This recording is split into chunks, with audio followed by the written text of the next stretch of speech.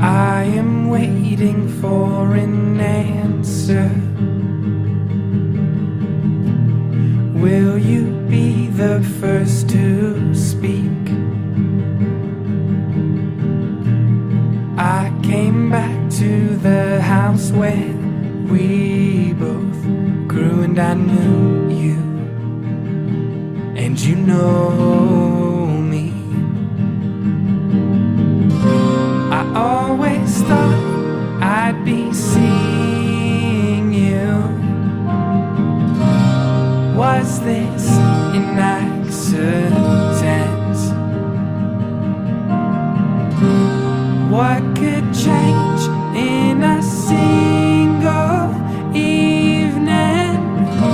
Could I have helped to keep your heart together? I am waiting for an answer. But what if I don't like what I hear? What if I reached out and no one answers? What if pride is our real disease? Well, I guess I'll be seeing